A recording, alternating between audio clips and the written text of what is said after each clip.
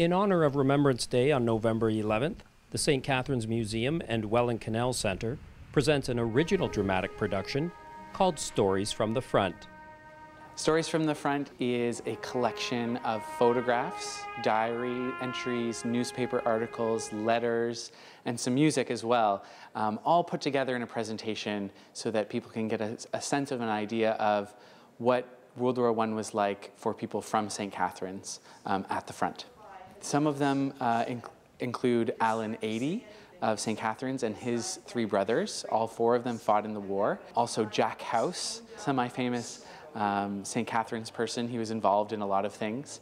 And a number of other people. We hear from a couple of commanding officers.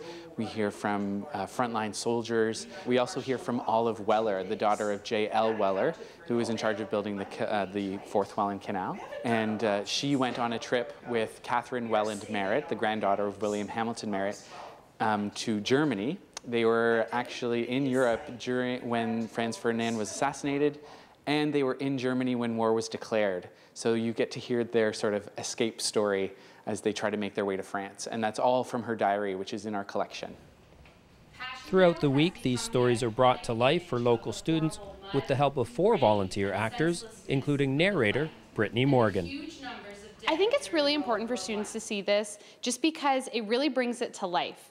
A textbook can get old and boring, and even though I'm a lover of books, I feel like when you see it presented dramatically and you see photos and music accompanied with it, it really just adds another dimension to the story that sometimes is lost. As well, it really brings St. Catharines to life, and you really see that the war wasn't just a war that was fought in Europe, that it was affecting people here in Canada as well. Definitely my favorite story is the one that's kind of closes up the presentation.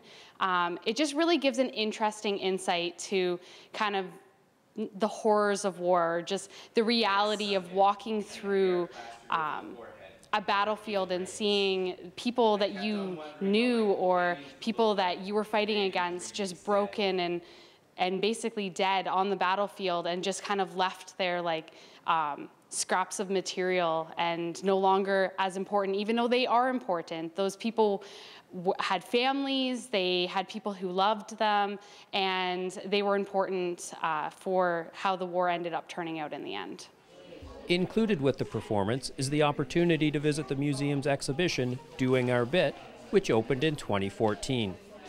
The First World War materials are a big part of our collection, and it's a big part of St. Catharines' history. Over 320 men died serving overseas, and even more served, which is a common story across many cities in Ontario. And it's a really important story of our community, and you get to hear how St. Catharines contributed to the war effort. So in terms of programming for our exhibit, this program is a really engaging, all-encompassing way to really get a frontline experience. A special Remembrance Day performance of Stories from the Front will take place on Friday, November 11th at 2 p.m. Tickets are $5 each and can be reserved by calling the museum. In St. Catharines, I'm Mark Wickebrado, reporting for The Source.